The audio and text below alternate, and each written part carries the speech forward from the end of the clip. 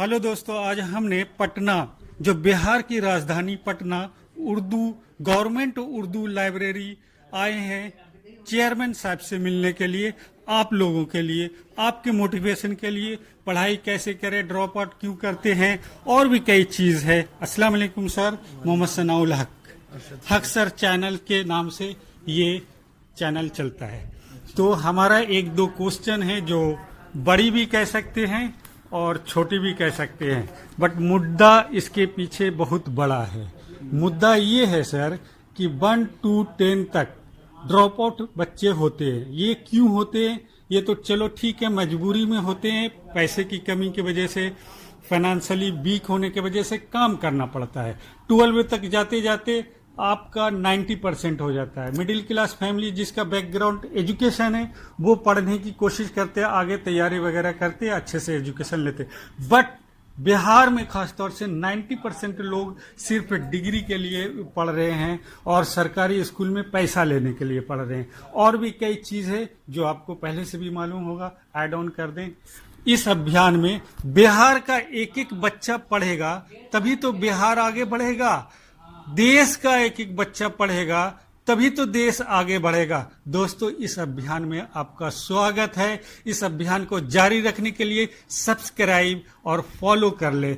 आइए सर से बातें करते हैं। जी, ये जो आपने बताया ड्रॉप आउट्स का, तो ड्रॉप आउट की जो समस्या है वो वास्तव में गंभीर समस्या है। चूँकि हम लोगों ने भी महसूस किया है कि ग्रामीण क्षेत्र में ख़ास तौर से बच्चे जो पढ़ते हैं तो वो एक सिस्टम के तहत बस उनको पढ़ना है, स्कूल में एडमिशन लेना है, इसलिए वो एडमिशन ले लेते हैं और जाते हैं। लेकिन आगे उनका जो लक्ष्य क्या होना चाहिए उसके बारे में ना तो उनके परिवार, उनके गार्जियन, ना वो बच्चा खुद बहुत गंभीर होता है। इसके वजह कर ड्रॉप आउट्स की समस्या आती है।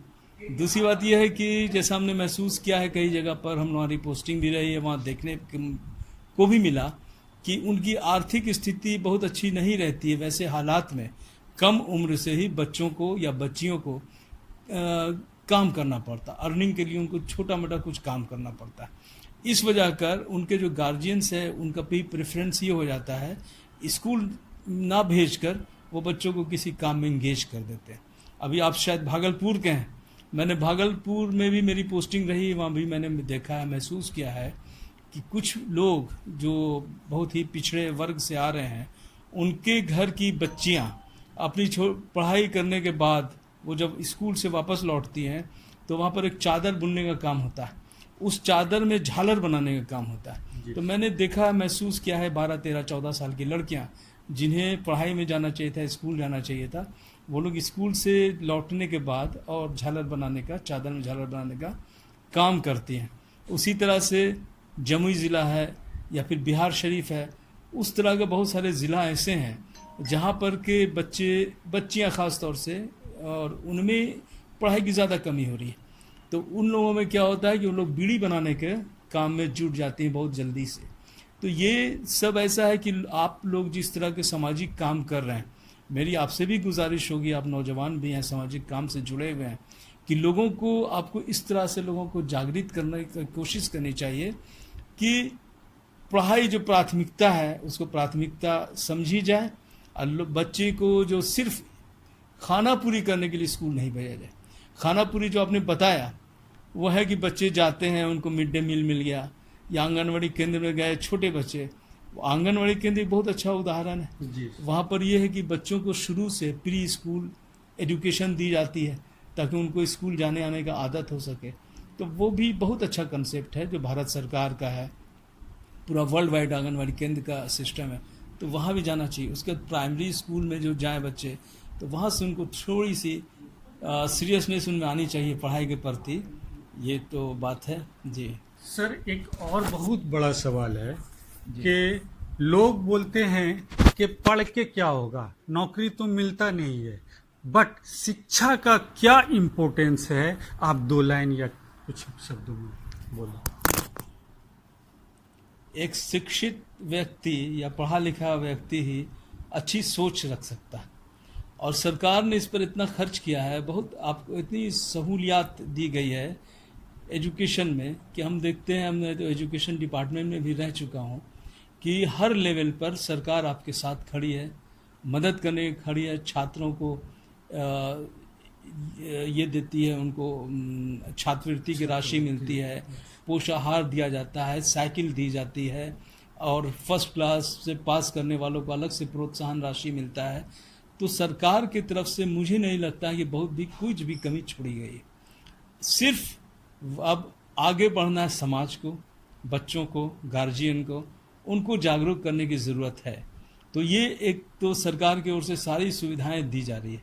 और शिक्षक, जैसा आपने बताया कि बहुत अच्छे शिक्षक भी आए हैं, शिक्षकों की जो बहाली हो रही है वो भी एक अच्छे एग्ज़ाम के माध्यम से उन लोगों की बहाली हो रही है, तो अच्छे शिक्षक भी आ रहे हैं। उनको भी थोड़ा मोटिवेट करने की ज़रूरत है कि बच्चों को वो इस शिक्षा के प्रति उनको जिज्ञासा प्रकट करें, जागरूक करें कि शिक्षा का और क्या क्या महत्व हो सकता है। क्योंकि एक है कि आप किसी भी, ठीक है, सिर्फ नौकरी पाने के लिए आप शिक्षा ग्रहण नहीं भी करते हैं तो भी आप देखिएगा बड़े बड़े जो उद्योगपति हैं, बड़े बड़े बिजनेसमैन हैं, उसके बावजूद वो सीए की पढ़ाई करते हैं, चार्टर्ड अकाउंटेंट बन रहे हैं, और उसके बाद फिर एमबीए कर रहे हैं, तब वो अपने बिजनेस में भी कामयाब हो रहे हैं। छोटा भी जो काम कर रहा है एग्रीकल्चर का, कृषि का, अगर वो अपने जो काम वो कर रहा है उसमें अगर कुछ डिग्री भी हासिल कर लेता हो, मूल बात है कि वो पढ़ाई से अगर जानकारी हासिल कर लेता है तो उसको काम में और बेहतर स्थिति पैदा होगी, ज़्यादा वो अच्छा से अपने काम को कर सकेगा। और ऐसे भी शिक्षा के बहुत सारे अवसर हैं बिहार में। अब तो बड़े पैमाने पर बहालियां भी हो रही है, छोटी नौकरी हो या बड़ी नौकरी हो, सबके लिए अलग अलग वक्त पर ही, मुझे तो ऐसा लगता है कि वक्त पर अब एग्ज़ाम होने लगा।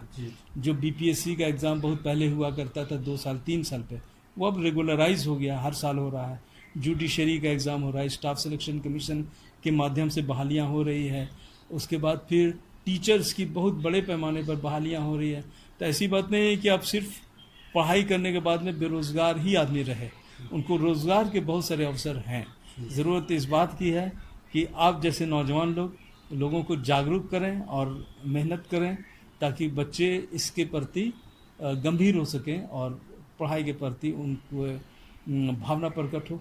एक छोटा और सवाल है सर, हम जब स्कूल जाते हैं सरकारी, प्राइवेट में तो मुझे बहुत सम्मान मिलती है, सरकारी मास्टर लोग, कई लोग बहुत जब समझ जाते हैं, क्योंकि मेरा कंडीशन यही रहता है ताकि लोग डर ना जाए पहले ही गए उसे, तो वो बोलते क्या करें आप बताओ। तो शिक्षक के लिए 1-2 मैसेज दे दे। आजकल ऐसा है, जिस तरह से आप आए एनजीओ आप के रूप में काम कर रहे हैं या सामाजिक क्षेत्र में काम कर रहे हैं, आजकल ऐसा हो गया कि ये जो मामला है, अभी बहुत सारे लोग मोबाइल लेकर के या माइक लेकर चले जाते हैं।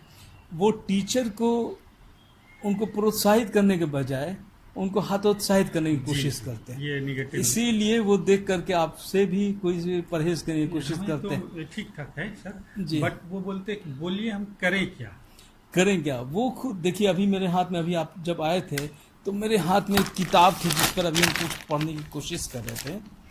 ये किताब है और इसको अभी हम पढ़ने की कोशिश कर दिए, जो बहुत काम की किताब है ये, ख़ास तौर से टीचर्स के लिए। और मैं ये कहना चाहूँगा कि टीचर के हाथ में अगर जाता है तो उनको ये जो किताब है, आपका थोड़ा कटिंग करना पड़ेगा, शिक्षण तकनीक की रूपरेखा जी, और उसी का भी उर्दू में अनुवाद किया जा रहा है। तो उर्दू में भी अनुवाद किया जा रहा है, तो उर्दू टीचर्स को ये काम आएगा, दर्स व तदरीस का फ़न। तो ये टीचर्स के लिए ही लिखी गई किताब है। और इसके जो राइटर हैं डॉक्टर मोहम्मद शहनवाज रिजवी, या असिस्टेंट प्रोफेसर है। तो ये लोग, इस तरह के लोग भी अपना काम करते रहते हैं, अपनी ड्यूटी निभाते रहते हैं। ये किताब आएगा, ऐसी बहुत सारी किताबें हैं जिसमें शिक्षक को मार्गदर्शन मिलता है कि वो किस तरह से बच्चों को अट्रैक्ट करें और बच्चों को अच्छा माहौल में पढ़ाई दे सकें। तो शिक्षक आजकल का, तो मुझे लगता है कि शिक्षक जानते हैं कि वो उनको किस तरह से पढ़ाना है। बहुत काबिल शिक्षक भी आ रहे हैं। शिक्षक में हम, हमारे हिसाब से कहीं भी कोई कमी नहीं, इसलिए हम इस पर जोर दे रहे हैं कि अब शिक्षक, बीच में 15 साल पहले थोड़ा ढीले थे, जो भी थे कमजोर, मगर अभी जो शिक्षक आ रहे हैं टीचर्स, वो बहुत ही स्ट्रॉन्ग है अकॉर्डिंग टू क्लास। तो टीचर के साथ प्रॉब्लम आ रही, कभी यूट्यूबर वगैरह भी हो जाता है, कभी 4 लड़के चले गए क्योंकि सरकार बहुत सारा उनको सहायता कर रही कि आप जॉब पूछो, तो इसमें उलझ रहे हैं। बट एक सिंपल सा वे उन्होंने बोला था कि हमें क्या करना चाहिए, हमें हमारी समझ से तो उनको 2-4 बातें जो भी हो गया आपके इससे भी आया है, तो इसी तरीका से हम काम कर रहे हैं सर आगे। अभी जैसे जो साइकिल योजना शुरू हुई जी जी बिहार में, तो उसमें लड़कियों को बाहर निकलने का और पढ़ाई करने का अच्छा अवसर मिला। जो उस वक्त में शुरू में जब ये योजना लागू हुई थी, तो मुझे हम लोगों को ऐसा नहीं एहसास था कि इतना सफल होगा। ये प्रोग्राम सफल हुआ। इस तरह सरकार की योजनाओं को अगर अपनाया जाता है तो निश्चित रूप से उसका लाभ होता है, क्योंकि जो भी योजनाएं बनती हैं वो बहुत बड़े पैमाने पर काफ़ी सोच विचार करके वो योजनाएं लाई जाती है। उनमें आवश्यकता है कि उस योजनाओं को सहयोग दिया जाए और उस योजना को अपनाया जाए। जी, thank you very much sir. और दोस्तों, आज आप लोगों की बात हुई है सर से। अरशद फिरोज सर चेयरमैन हैं गवर्नमेंट उर्दू लाइब्रेरी पटना। जैसा कि पहले मैंने बोला था, खास मकसद यही है ये वीडियो आप तक पहुंचाने का कि पढ़ने से क्या चेंजिंग आएगा। पढ़ने से आपका जीवन बदल सकता है, घर की दशा बदल सकती है, दिमाग सोचने विचारने का सोच बदल सकता है, कैपेसिटी बढ़ सकता है। जल्दी आजकल गुस्सा हो जाते हैं, शॉर्ट वीडियो देखकर शॉर्ट टेम्पर हो गए। आप अगर पढ़ेंगे तो इस सब चीज़ों पर आप हावी होंगे और आपका परिवार, आपका भाई, आपका समाज और गांव आगे बढ़ेगा। जब गांव और बढ़ेगा तो हमारा जिला और हमारा बिहार राज्य बढ़ेगा और देश बढ़ेगा। Thank you very much. इसी वीडियो के साथ अगर आपको पसंद आ गया हमारा काम